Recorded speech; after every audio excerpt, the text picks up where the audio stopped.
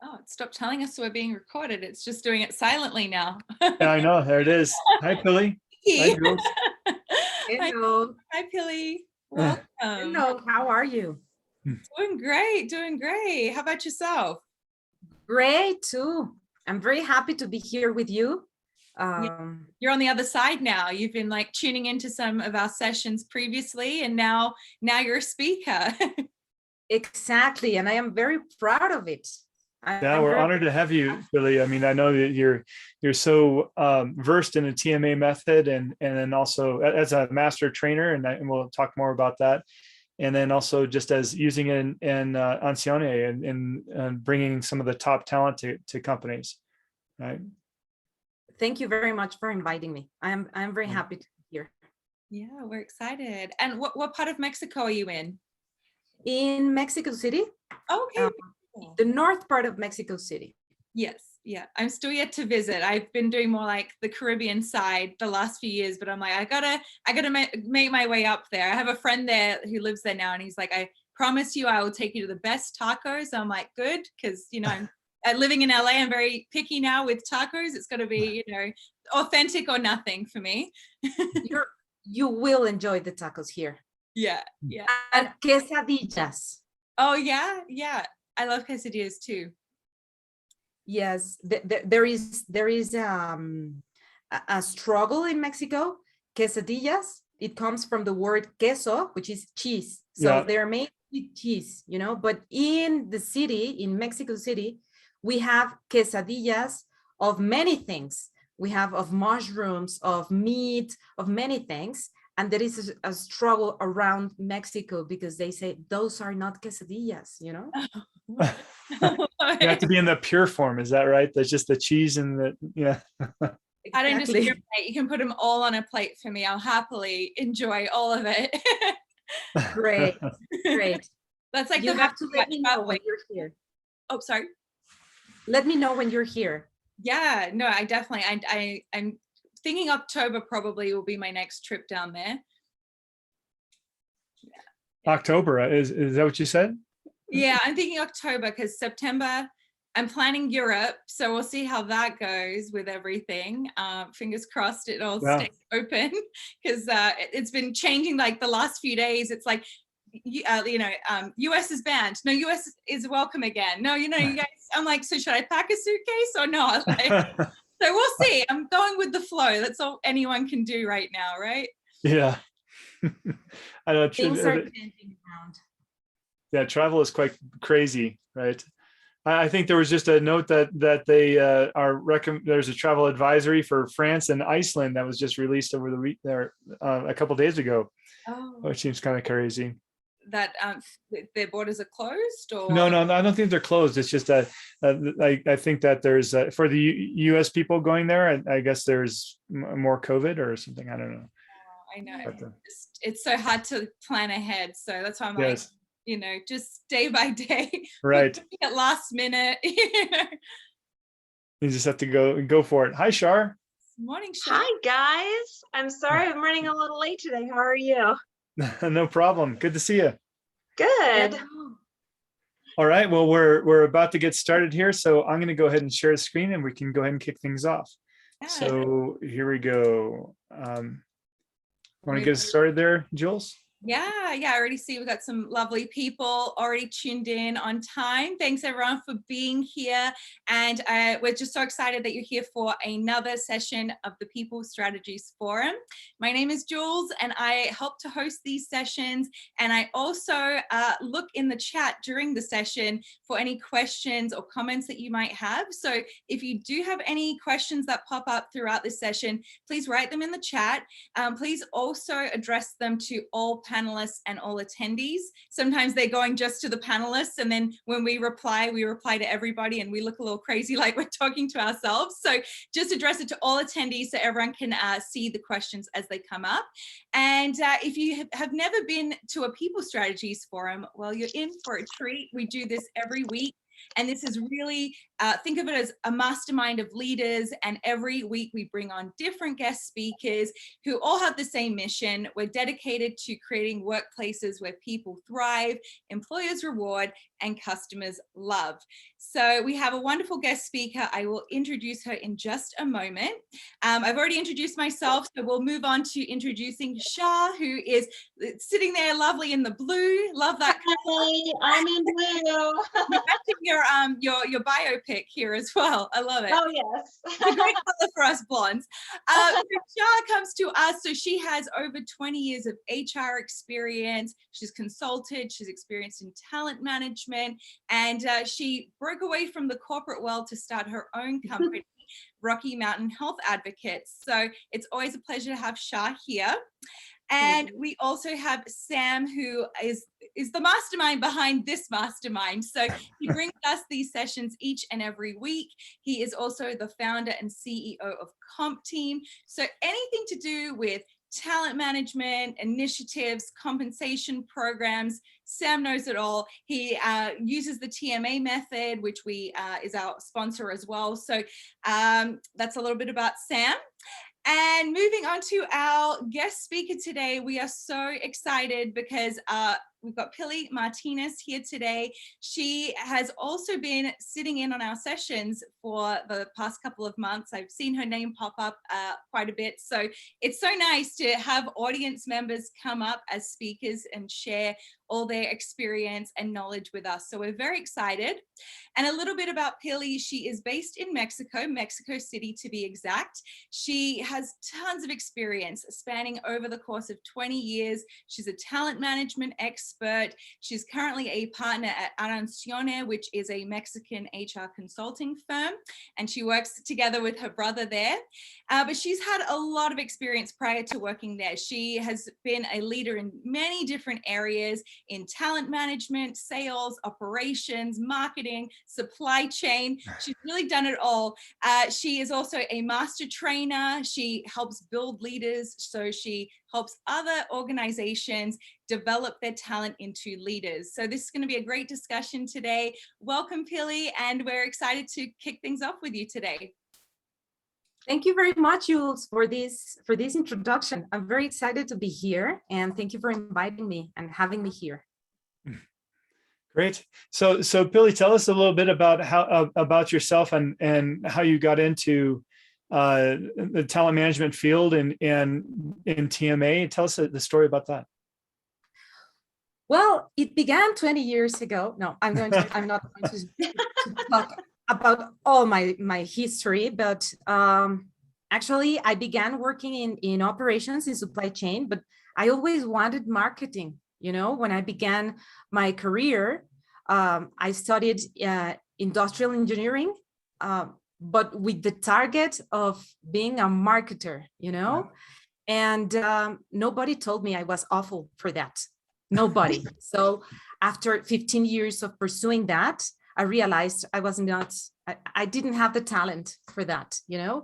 Actually, everyone always told me, you're very analytic. I'm sure you will be very good in operations, marketing, etc. So I've worked in different international companies in different sectors.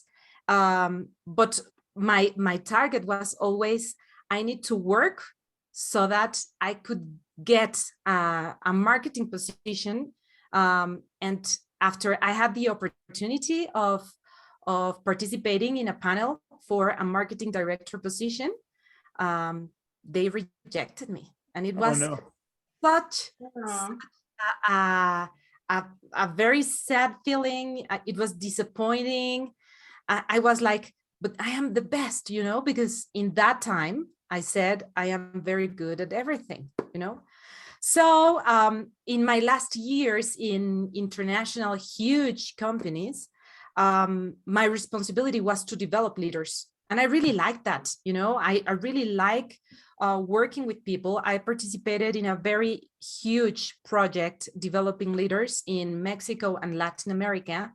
And suddenly my life changed a little bit, my plans, my personal plans, and my daughter came, and I was offered this opportunity to join to Arancione to make the business different, to bring something different. And I found TMA.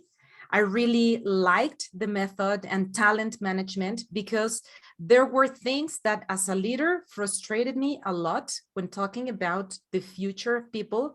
And the famous phrase that we always said, I don't see you there. Yeah. Like making a guess in people's careers. And I really hated that, because when people say that, is not with tangible observations. It is like, I don't see that he likes it, but how do you know? Have you asked the person? I mean, is there any data that tells you about it? Saying the employee says that to the leader? I regret I didn't get to meet you individually. Are you saying the employee says that to the leader? I don't see you there. Oh, no, what she's talking about there, Char, is like when you're in an interview and you're getting interviewed for a position, and the interviewee says, well, I don't really see you in this position. It's like, I see. It's kind of like a subjective thing. And that's why our discussion today is on that, having that hard data around talents and so forth. I mean, you never know if a person's having a bad day or an off day, and they're not just presenting themselves well, but what are their real talents? Or they ghost you. Oh yeah, today. Exactly. And this not only happens when you are interviewing someone for a new position. It also happens when you're talking about the future of the people. In some companies here, it is called the talent panel, in which all the leaders talk about the hypos, and this conversation, it only happens for the hypos, but the rest of the people, they are forgotten, I really hated that, because I said, okay, this is a solid performer. This is a person that really likes what he's doing. He's not thinking on doing anything else, but that doesn't mean he doesn't need development, right? Right. And correct. Development for people that are solid performers, just for hypos. So that situation made me become part of a talent management structure. And talking about this, and I have been developing myself in that matter, and I have been working with a lot of companies and clients in how to make the best of the people using their talents, right. And to do that, I usually use TMA. I love the method because it involves positive psychology. Right now, right.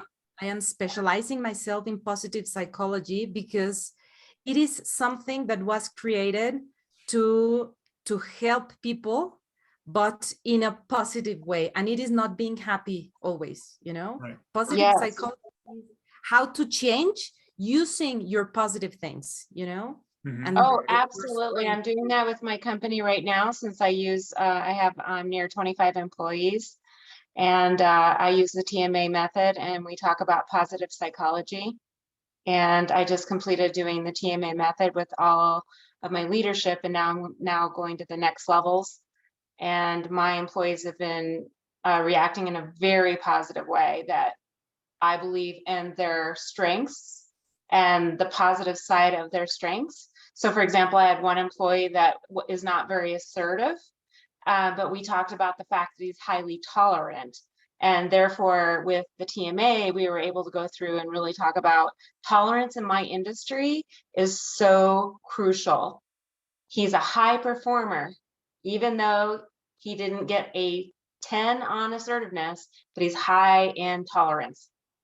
Yes, because probably for him, assertiveness in his position is not that important as tolerance, Oh, absolutely. My industry, you have to be tolerant. and that is the greatness of TMA. I'm very happy that you're using it. Oh, absolutely. My company is thriving on the subject matter, which I'd love to talk to you at some other time. But my employees are thrilled the fact that I don't focus on traditional performance management processes and all about negativity And I don't just do performance evaluations once a year. We have ongoing conversations, and we use the TMA assessment to talk every week about how they're doing with their strengths, their drives, and their passions. Mhm. That's great. So Pily, tell us a little bit about how we start with in TMA, we start with the assessments, right? And starting a data-centric approach. Can you tell us a little bit about that process? Yes, of course. Actually, may I share? Oh, yes, please do. Screen? Mm-hmm. I'm going to share something that I normally use in developing teams, you know. Can you see my screen? Yes. Yes. Okay, great. This is, I'm sorry, you're appearing there, right? Yes, we are. So the first part for me, and that helps a lot, is to understand the person. And I would like to go into deep in that part, because understanding about a person is not only to ask the person about himself or herself, you know, it comes also on discovering what are the things that really motivate that person, their drives. Right. And that has been very, very interesting for me, because I've done this exercise for almost 1,000 people in Mexico, and even with a feedback, you know, and I think that only one person has said, I don't recognize myself. Only one from 1,000, imagine. So the interesting thing of understanding the talents is using this positive psychology, because normally when you are using some other methodologies or some other questionnaires or psychometrics, we usually have the positive part and the negative part, or they call it development areas or opportunities, or what do you need to change. And there is something that this makes us understand, and is our personality doesn't change because I want my personality to change, you know, it changes due to what we are living every day, and understanding the situation that you have with that person in that moment is really crucial. Why? Because right now, let's make an example. Right now, with all the crises that we're having around the world, right? This healthy crisis. Yeah. People are stressed and their motivations are changing, right?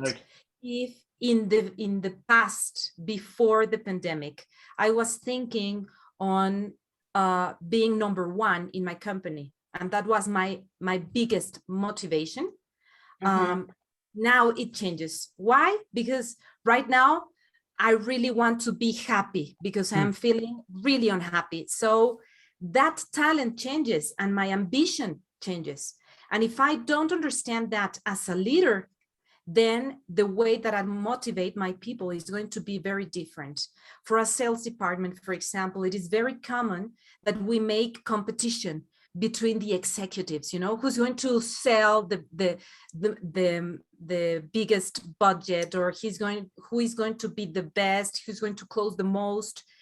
But if the people in your team are really not driven by competition, then that activity is not going to make an impact. So you need to change it. And then you need to do the recognition in another way, you know? Right. So that is why my first step is very, very important, which is doing the talent analysis. Yes. Right. And I love that approach, because, you know, right now, during a lot of companies are experiencing a lot of their employees are thinking about leaving the company, and they're trying to retain their employees hard because of exactly what you mentioned. I mean, they've gone through a period of stress, and their priorities have changed through that experience. And so it's really important for us to understand our employees and get to know them closer, so that we can see how their priorities have shifted, such as you just mentioned, Pily, is making sure that are finding happiness in your life and work and so forth. Yes, and you know, even by country, the drivers are changing, For example, I was reading a study in which we were seeing that in Mexico, people really value from their jobs three things from the top. The first one is development. The second one is career growth. And the third one is balance, life versus work. Mm-hmm. So, but these changes, for example, in some other countries, as some countries in Europe or some countries in Asia, in which their priorities are completely different. For example, in Europe, in certain countries, the life balance is number one, Yeah. So career development is not number one. And we need to understand that, especially, and I am going to talk about another topic, which is being global, for international companies. This is a very important thing, because as an international company, I need to understand what are the most important things in the country I am operating. That's right. Because even though I have international values, the things that are happening in that country in that moment are really, really important. And the talent analysis gives you data, gives you information in which you can easily understand the people. Mm-hmm. I would like to show you how we do it, and this helps a little bit explain this example about the ambition, how it changes with the pandemic. Here we have ambition and challenges. I'm sorry for my drawings. My awful from always. Okay, so ambition and challenges is a drive that we measure in the talent analysis, and we can measure it individually and as a team. This is an exercise that we did for a team. Okay, so this says that 43% of this team is really driven by competition, by ambition, by challenges. So this means that when working with this part of the team, probably making competition and saying, you're the best, etc., is going to make a motivation for that person, But the other part of the team, the other 43% of the team, they are driven by balance, by happiness, by the environment, So this means that if I want to have a very balanced thing in my team, I need to be very clear which are the people that are driven by one part and which are the people that are driven by the other part. Right. And how does it changes? Because people say or have asked me, how often do we need to do a talent analysis so that we get this data of the people? Mm-hmm. Should we do it every year? Should we do it every 6 months? And normally, in a normal situation, which is not now, obviously, but in a normal situation, I would do it every 3 years, 2 or 3 years, because we don't change that often. But if there is an impact in the person, you need to do it right away. For example, in women, if we have a baby, our drives change. Yes. If in all human beings, if we get married, our drives change, So in those cases, you need to do this change. For example, right now with the pandemic, I would, for all the companies that are already using TMA and that they did their talent analysis a year and a half ago, I would recommend you should do it once again. Why? Because their talents, I'm sure they're going to be different. Not all of them, but some of them, they might change. Yeah. So I think that the important point, though, is that if any of your team members goes through a life event, a significant death in their family, a trauma with their child, or even relocating or getting married. I mean, these are things that change their perspective, and we should think about how that impacts the team. Yes, even losing a job, for some people, losing a job, it is like, okay, it doesn't matter. It depends on his talents, right? If it is a person that really doesn't take care a lot about single details, you know, that person might probably not change, you know, but there are some people that are really stressed because they lost their job, right? Right. And not only due to the crisis, it also reflects a failure, or they feel that they failed, and that changes their talents. So it depends on the person. So another thing, Pily, I'd like to jump into real quick. So also it's the purpose of why the team is formed, right? So if in a context that where we're talking, it could be just the development or the dynamics of a leadership team and how well they lead. But if you're putting a team together for a product launch, or to do something for an internal initiative, such as an HR project you're launching across the organization, would you look at this a little differently, or how you're constructing that team? Well, actually, I would support with data. This means that it's not data that makes the decisions. Totally not, because it is not like artificial intelligence does everything for you. No, but it helps you a lot. Yeah. I'll give you an example, and I don't have it here, but it is a very nice example for internal projects. There is a drive that is based on persistence, right? Yes. So you're making changes in your organization. And when you talk about persistence, you always think a person with high need of persistence is better. I need a person with high need of persistence, because our thoughts and our beliefs, they make us think that that is the best characteristic, you know? But for example, when you have a person with a low need of persistence, it's a great person to do changes in an organization. Why? Because that is the person that is not going to be persistent with the way that we're doing. That is the person that is never going to say, but what we did before was, you know, and that is the person that is going to push you to that. So, for example, what I would do in that matter is I have my talents of all my employees, and I would search for the employees that have the lowest need of persistence. And I would say, these are going to be my sponsors, you know, or these are going to be the people that will be participating in the communication. Yeah. Why?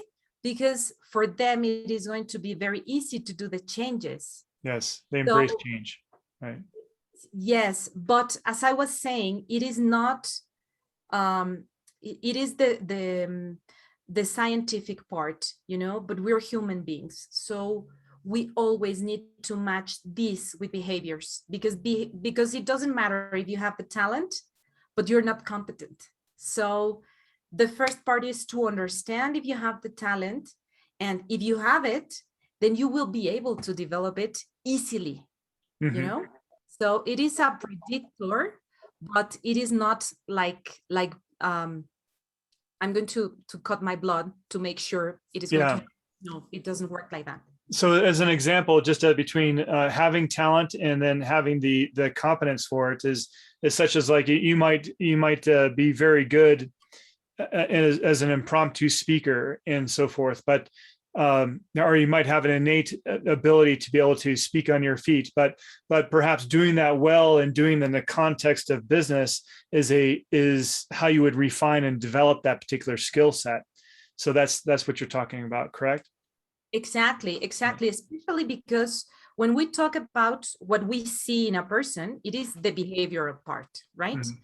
So talking about communicating, that is something that is affected, or there are three factors that make me be a better communicator or a worse communicator. First of all is the environment, the abilities that I develop, and the talent. So those are the three factors.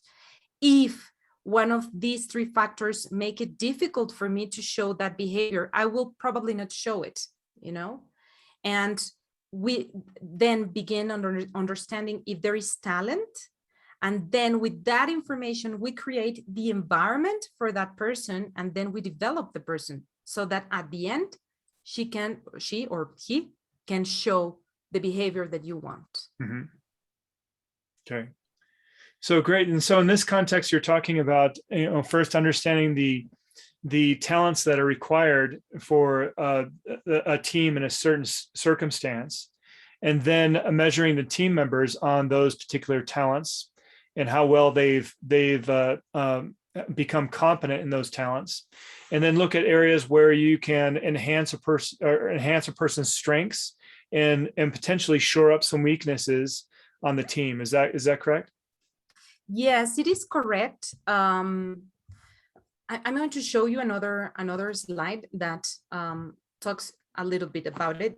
They're just numbers, but this is how we use numbers to identify how easy is going to be development for a person, After we have understood the talents, what we do is with those talents, we understand how easy it is to develop each competency. For example, here we have controlling progress, okay? For this team that we have been analyzing or that we have been talking about, it says 28%. This means that it is going to be a little bit difficult for the team to develop controlling progress. So if I really want to make a high-performing team, I shouldn't push controlling progress for them, because it is going to be like, the effort is going to be so much that their motivation is going to be going down. And this means that at the end, they are not going to be happy and they are not going to perform. So what I would do in this case, obviously we would need to analyze the rest of the people, but I would support controlling progress in another team, that sure has a higher number of potential, Right. And this is how we balance the potential part of what I see or what I believe to what science tells me about you, Right. So Pily, could, in a situation like this, let's say that this team, you need to actually increase that controlling progress as part of this team. And so would you, if you cannot allocate the duty to another team and you have to use this team, would you replace a team member or add a team member? Would that help with this particular situation? A team member that has strong controlling progress? Yes, I would try to understand which person of the team is higher, let's say, in his potential, and then support controlling progress with that person of the team. Okay. Yes, Great. I would do that. And if none of the team has a high potential in controlling progress, probably I would bring someone with high potential, but there are many things to consider. That's why, and I will go back to a little bit in my slide, that's why talking about potential and understanding the team is not only one step. The second step is to define expectations. In this definition, you are defining what are the competencies that you're looking for in that team. We always want everything, but we need focus. So the best way to do it is to define a competency profile that helps you get or achieve your results, and then do the match. After you do the match, then you can do a competency assessment by observation. It is not artificial intelligence there, it's observation. If you don't see it, it doesn't work, This is going to make the perfect match so that you can link all these data, step 1, step 2, and step 3, to determine, okay, it is worth it working with it, or we need someone else to help with this competency. Right. That's fascinating. And you also mentioned that you're really playing towards people's strengths. So for instance, you're identifying the strengths of all the different team members, their specific skill set. And we've called this in the past as like the specific superpower of a person. They may be good at controlling processes, making sure that people are on time, and being good at project management. And so it might be good to acknowledge that person as the lead for those particular details. And then another one for maybe getting consensus and collaboration across the team. Perhaps you would acknowledge that they are responsible for ensuring that everybody has a voice. Different things like this. Is that right? Exactly. Normally, as humans, I mean, I'm sure, well, I hope I'm sure. I mean, I hope I am right, but at least my education was when I was young, or I was a child. It was like, if you are bad in maths, then you take maths classes, okay? Mm-hmm. And then you will be good. But it never happened, right? Yeah. We're not good in maths. I mean, you pass the exam, but you forget about it. But what about if you're good in something and you take classes about something, then you're going to be good because you like it and you have a talent. So yes. The same thing happens when developing when developing your behaviors or competencies. It happens the same. And when you focus on the talents of the person, the result is going to be better. Not yes. only because of happiness, because I don't want to be like the happy person, you know? I mean, it doesn't work like that, but it makes an impact. So it is easier for a person to develop better if they're doing something they like. And I would like to give you an example, if I may. Yes. In one of my positions, I used to be a pricing manager. So I was like the stopper of sales, you know? I was the person that always said, no, I need a discount. No. Why? It is not profitable. No. They hated me. And I loved that, you know? Because my talent, let me say, is a high need of confrontation. That is good. But I always thought it was a bad thing because the feedback that I received in that time was, Pily, shut up. Pily, just please, shut up. Suddenly, the sales VP calls me to his office and says, Pily, I want you in my team. And I was thinking, this guy is really strategic. What he wants is to keep me away so that he can do whatever he wants, you know? And I said, are you sure? Because with my temper, with my character, which was the way that I was thinking back then, you're going to lose clients, you know, because I am not like very easy to deal with. And he said, that is what I like from you. And that is what I need, because I want you to run a department that needs to be changed. And with your characteristic, I'm sure you will do it. Yeah. I need structure and I need, you know, to be firm. I need you to be firm. In that talk, I was like, I am the best, you know? Wow, he wants me. You know what he got from me? I used to be for 4 years the best manager in the world, the best sales manager, just because of that talk. Wow, that's great. My talent for that. Obviously, like 7 years later, I realized that talent was called to be firm in Spanish. In Spanish is firme, you know, a high need of confrontation. I never knew that. And I always thought it was a bad thing, but he used it positively. So that is using positive psychology to change something and to make the best of it. That's a great story. You know, Peter Tybens was another TMA practitioner and was a speaker a couple months ago, told us another story that is very similar. And this is, and it relates to the fact that you were talking about a person being very competent in something that they didn't like to do. And so he interviewed a CFO at a company and put them through the TMA assessment, and found that the CFO was very competent in his job. I mean, he was very good at what he did, but he hated it. And it took so much energy from him. And he found that that once that CFO realized this and says, aha, this is really not my passion. In fact, these other talents are my passion. I want to go take this different role, perhaps the COO of the company, and operate things more than tying out the finances and worry about treasury and controlling. And so that was a very revealing thing for that particular person. And so he became a high performing COO and was happy in his job.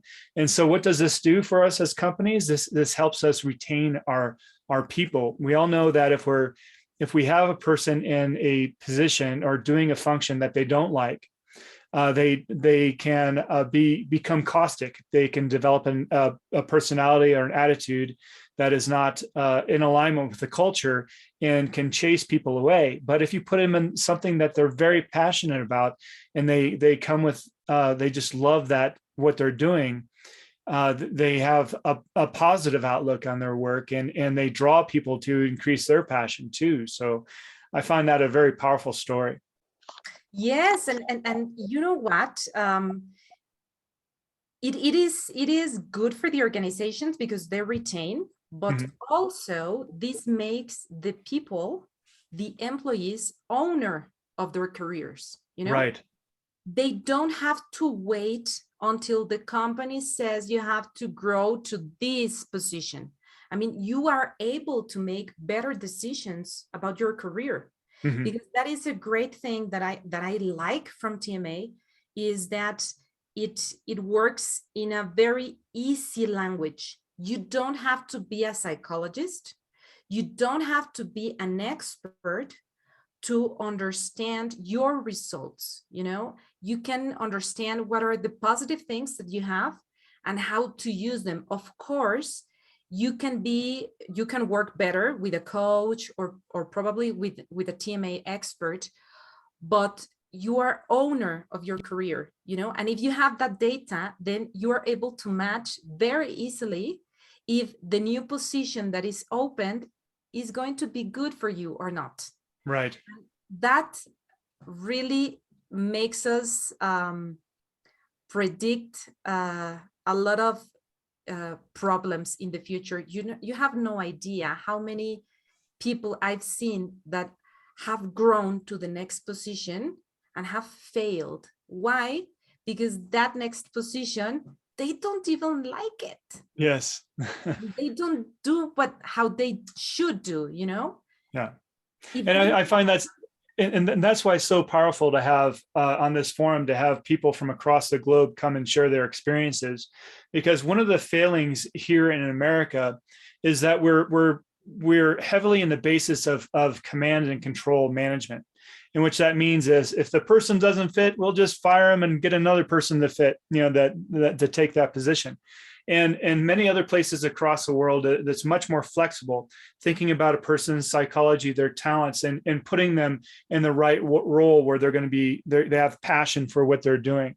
And so I think that is a lesson that I would like to bring from this conversation out to a lot of the practitioners in the US out there, is to think about in this world today, especially right now, and over what this past few months has taught us, is that our employees are demanding flexibility in their work, not just in time, not just in location, but how they do their work and how they can perform their best work. And so the more that we are flexible as employers into adapting practices and policies around our people and bringing out their best work, the more that we're going to be able to attract the best talent and retain our top performers. I have to absolutely echo that. I would just tell you that the staffing shortage is in desperate need. As a business owner myself, I think in my past HR times, we felt that our talent was disposable, so to speak, as you said, replaceable. But now I think a lot of us employers are dealing with the fact that, for example, I have had 4 to 5 open positions since towards the reopening from the pandemic period. And so I've had to utilize these types of tools to look at the superpowers of my internal talent and develop and analyze our competency and move my talent that has been loyal to us into different types of positions, instead of just assuming that I could just go on the street and find somebody to take that position. It's been very challenging. It's been taking a lot of strategy, and also to get all of my leadership on the same page with utilizing these types of tools. So no, talent is not disposable anymore. Yes, thank you, Shar, for that. And the key point of all of this is also identifying, and as managers, identifying an issue before it becomes a problem. So, Right. for instance, if the more we know our people, and if we do these assessments, we can understand their passions and where they want to go with their career before they develop a negative attitude. You know, it's like, gosh, I hate doing this. I don't want to do this another day. And they become caustic, and then we're forced to get rid of them at points at times if they cannot be reversed. And so we owe it to our people to know them, identify their passions, develop their competencies before they're so irritated and frustrated with us as managers, to where they just develop a bad attitude. And I think that that's very common for us as leaders, you know. Yeah. Make the people get into that point in which the moment that they leave the company, they are burnt out, they hate us as leaders, they hate the company. So what happens if we also use this information to help the person look for a better job before that, you know? Yeah. Because retain is not only talking about having someone that is not performing and will not perform. That is also good to let people go, you know? Why should you let people stay until there is conflict, you know? A very healthy thing to do is to help them find a new way, and TMA also helps for that. And that makes a good result for the company, because even though you're going to have a vacancy, you will be able to do it in a planned way, strategically. And the feeling with the rest of the people is, look, they're very good. Look what they gave that person, you know? And it is not only talking about money or no, it is development. And that is a cost that finance never sees, you know, Right. because whenever we want to implement something regarding HR, it is cost, you know, cost, right? Oh yeah, and expensive consultants, right? Right. Exactly, expensive consultants, expensive tools, and a lot of time dedicated to that, you know, instead of seeing it as an investment. But if you count the number of hours the leaders and the employees are dedicating themselves to solve problems, you know, and you put that in a box, counting how many dollars you are spending there, and you compare that to the investment and how much of these costs you're going to reduce, you will be really impressed. That Right. is the way to really analyze if your investment is going to help you, you know? Well, I have to just say, you know, I noticed a lot of times that as we were analyzing certain engagement surveys, and I'll just bring up Gallup, for example, oftentimes we would look at our highly disengaged employees. And I used to have a CEO of one of my health systems that said, just lop off the tail, lop off the most disengaged people. Sadly, when you really evaluated it, sometimes it was a high potential talent person that had been burned out or burned, so to speak, by the lack of leadership, and they became highly disengaged. And so as the CEO says, lop off the tail, what we could have been doing is really analyzing what happened in that scenario. Why did this person feel burned? Why did they get burned out? Did we promote them too quickly in the wrong position, as you said earlier? And from a cost saving analysis, that particular talent could have been saved and become more engaged in the process. True. But you're saying something very, very critical, and it's the truth and the reality. It comes from the top. Hmm. Right? Oh, yes. Those decisions come from the top. So actually what I normally do, I like to work with the top management. Why? It is not a leverage thing, you know? It is because even though HR is really aware of the need, if the CEO or the directors, they are not convinced, or they don't buy the mindset, then it is not going to work. So then Correct. investment is not going to be profitable. So that is the most important thing, is to work from the top. And the greatest way to work from the top is to make them conscious about it, you know? Right. Well, I would agree, but I also love the way you approach this presentation today, because the top really won't buy in without solid data. Because generally the CEOs, the CFOs, the operations officers, if they just think of it as just people problems, but don't see the data that substantiates the problem, they won't buy in. Your senior leaders won't buy into it. Mm-hmm. Yes, data is very, very important, especially if we analyze the talents they have.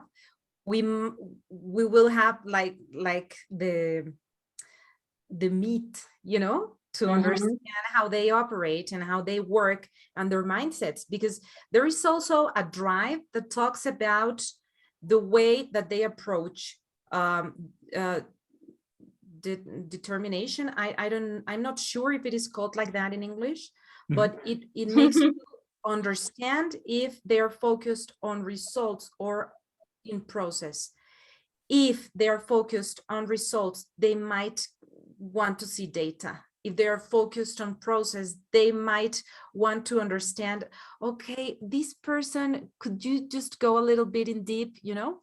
So it might help making them buy the need, but it's actually talking about people, and they need to have the mindset, and that is also a process. It is difficult, but it is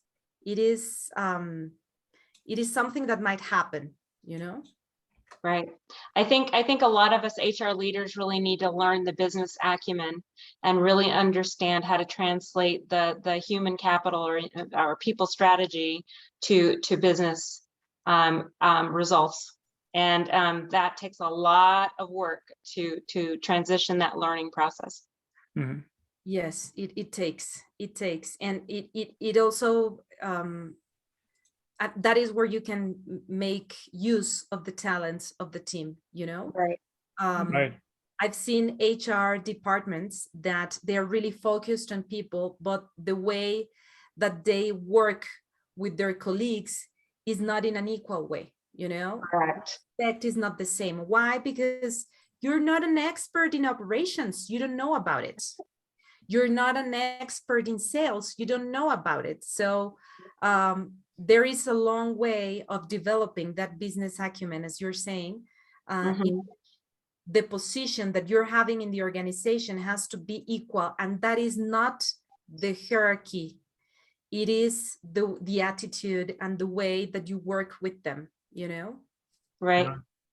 But it needs Well, I've heard them saying that instead of chief HR officer, I've been hearing about people operations officer, and basically aligning that operations is aligned to people. So I totally agree with what you're saying. You have to come to the executive level to really be able to have that credibility. Right. Well, I know we're having a great conversation, but we are coming towards the top of the hour. So I do want to acknowledge our sponsors, although that we've been talking about the TMA method quite extensively during this discussion. If you're interested in signing up for a demo or would like to take a TMA assessment to see how that can help you and your team, feel free to reach out to me at sam@compteam.net.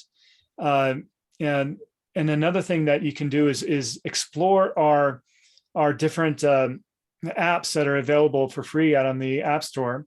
You just type in TMA in the search, and you'll see a couple apps. One of them is pretty handy. I know that Shar, you and your business uses a lot. All the time, absolutely.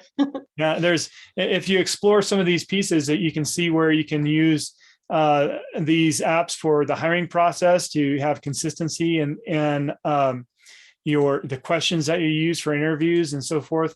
Here's the TMA competency library. If you see up here, the competencylibrary.com, it's free to use out there. It's a pretty interesting and dynamic tool, and actually it has a lot of different examples, such as behavioral development and interview questions, as I showed here. I would explore this. I recommend you to look out to that and learn about that particular tool. Also, as I switch back here to my other screen, as I'm dancing here, I wanted to bring up our speaker for next week, which is Philip out of Germany. He's the head of Gradar, which is a job evaluation engine. It helps companies understand their positions and what they require from their positions, and so they can drive fairness and leveling and fairness in pay. This is a very hot topic nowadays all across the world, as far as having fair and equal pay based on the different locations and so forth. And so he's going to show us a little bit about that. So setting clear job expectations for your people. This is based on that methodology. So very excited to have him as a speaker once again on the People Strategy Forum. Excellent. Great. Well, Jules, do we have any questions that have popped up, or? At the moment, no. So I guess we can just keep going, because we were kind of like, really deep in convo. So I guess we can keep it going till the end. If any other questions do pop up, if anyone does have anything or any comments for Pily at all, just drop them in the chat. So I'm monitoring that as we go. Mm-hmm. Thanks, Jules. Yeah, I know that one of the biggest things, as managers, is we want to make sure that our teams that we bring together, we're bringing the right people together for that team, and then that they're going to be happy and high performing and in their capacity. And Pily, as you mentioned, and I know this is the focus of Ancione, is to ensure that this really starts at hiring the right people and bringing them into the company that have aligned values and so forth. So can you tell us a little bit about the services there that Ancione that provides to ensure that? Yes, of course. We have 3 different line products, let's say. It's headhunting, which is our core business product with which we began working with talent. And we involved positive psychology in our process of headhunting. So we also use TMA method for that. I'm going to show it to you. I do have it. We also have talent management, and for talent management, we have different services that I'm going to go in deep for this. And the third one is the talent management certification expert, in which we prepare people to be a talent management expert using TMA method. Mm-hmm. And this has been really useful because we are not only talking about the technical part, but also the mindset and how you can do small changes in your organization from day one, So talking about our talent management services, we do team assessments in which we help leaders work better with the teams, and also how to build better teams using their talents. We also have a leadership program in which we talk about feedback, awareness. We also talk about the balance between respect and results, and how do we use that to make good performance. We also have the agility assessment, which is helping organizations to have that first data to see they need to do changes, because sometimes we're not sure where to start. We know we need changes, but we are not sure where to start. The agility assessment helps us with that. Emotional management, we have the first and unique program in Mexico delivered by a psychiatrist, which is also a TMA certified professional. And she talks about understanding the emotions. This is not a program for people with well, I don't know how to say it in English, I'm sorry. Mental problems per se, but emotional problems, especially due to this pandemic. There is a very high need in that, and we're also doing that service. 360 feedback, which what we have seen in the market is that there are many tools to do a 360, but the way it is done is not proper. I mean, you do it technically, you know, you send your evaluations, you analyze the result, and there is no impact. And people at the end, they are like, oh, I received a very bad feedback. It happened to me. You know, it happened to me. My first 360, I went out crying. So it was not a very good experience. So it doesn't empower you one bit when you're giving that negativity right off the bat. Exactly. So what we do is do this 360 feedback using positive psychology. Very good. And the last one is Switchers, which is a program designed for people to know how to focus their career. For example, this example that you gave, Sam, is part of our Switchers program. I mean, he was not my client, you know? but that is exactly what we do. We help them understand what are their needs currently to make that change that they want, so that when they need to make a decision, they have all the information that they need to do it in a better way, you know, and to understand what is the history of their careers and how can make the best of their next step using their past and their current talents, you know. So those are our services. I know it is like a lot. No, I have to tell you, all these services are amazing. And, you know, our old traditional HR practices need to change. So I think that you have a great set of services that could really transform an organization. So congratulations on you and your team. I think all of those are great topics. Thank you very much, Char.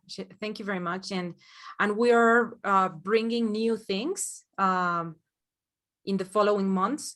And they're going to be part of content that we want to share with people, because we need to work with positive psychology. I know that in the US, it is very common, but in Mexico, positive psychology is not commonly used, you know? Yeah. Right.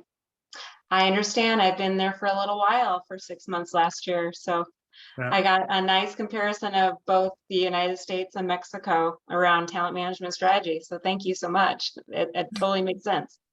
So Pily, tell us, how can a person learn more about these programs and contact you? That is a good thing. I don't have it here in my slide, but it's arancione.com.mx. I'm going to write it in. I got it. I'll put it in there for everybody. Thank you very much. You can also .mx, not .com, right? .com.mx. Oh, yes. Okay. Okay. I was like, that doesn't look right to me, but if you say it is, okay. .com.mx. Yeah. And you can also follow me in Instagram. It's Pily. Pily. Let me check, because it's new. It's Pily RH. You know, but it is Pily.rh. All right. Great. Well, thank you so much. Yes, thank you so much, Pily, for your time today. And it was a wonderful conversation. So thank you very much. Thank you very much for having me here, for inviting me. And I will sure be watching you next week. I'm very interested in that talk with Philip. Yeah, Philip is great. Great personality. All right. Thank you, everyone, for joining us this week. We'll see you next week at the People Strategy Forum. Right. Thank you. Take care. Thank you again. Great. Have a nice day. Thanks, everyone. You too. Bye.